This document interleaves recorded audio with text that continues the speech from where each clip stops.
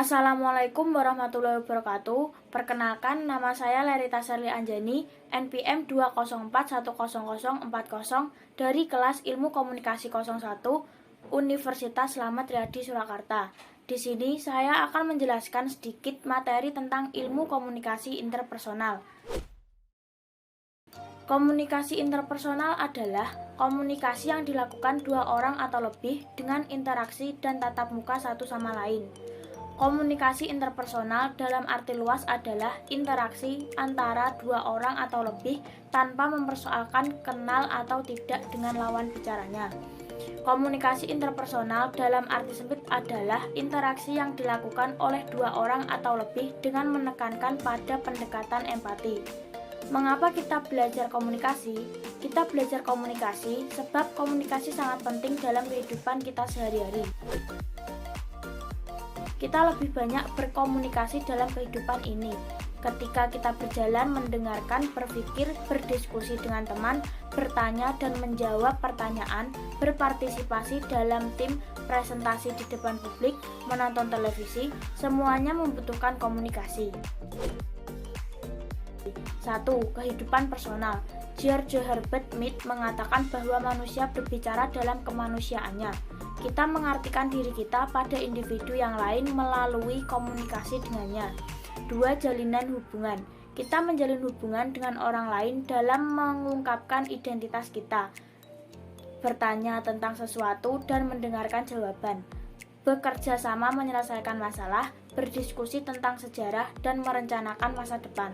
3. Kehidupan profesional. Kemampuan komunikasi merupakan kunci bagi para profesional untuk mencapai sukses.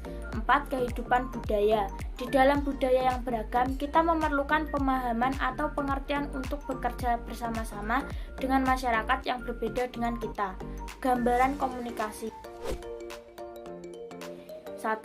Proses. Komunikasi adalah proses arti yang selalu bergerak, yang mengalami perubahan secara terus-menerus. 2. Sistem. Komunikasi merupakan suatu sistem yang secara konsisten menjalin hubungan dengan bagian lain. 3. Simbolik. Komunikasi adalah simbol. Simbol merupakan sesuatu yang abstrak dan dapat menimbulkan banyak interpretasi.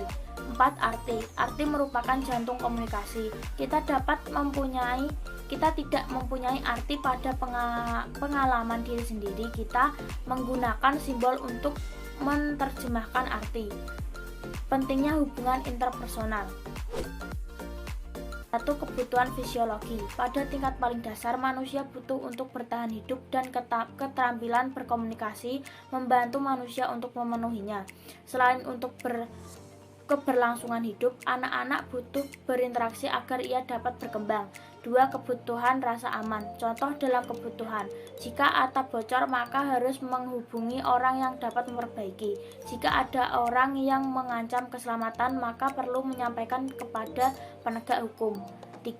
Kebutuhan untuk memiliki. Cara yang dilakukan manusia untuk memenuhi kebutuhan ini adalah dengan berbicara, mendengar, merespon apa yang dikatakan orang lain, berbagai gagasan dan perasaan, bekerja sama dengan pekerjaan profesional.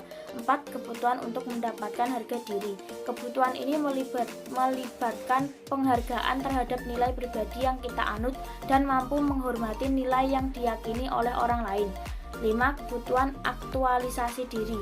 Aktualisasi diri sebagai pengembangan diri yang seutuhnya dengan menggunakan keunikan, bakat, potensi, dan kemampuan manusia untuk menjadi diri sendiri yang seutuhnya, maka harus yakin bahwa perkembangan diri adalah proses terus-menerus. Proses aktualisasi diri dapat terjadi melalui pengajaran dan inspirasi dari orang lain. Contoh, Bunda Teresa terkenal karena inspirasi pada orang lain untuk menjadi murah hati. Sekian, wassalamualaikum warahmatullahi wabarakatuh.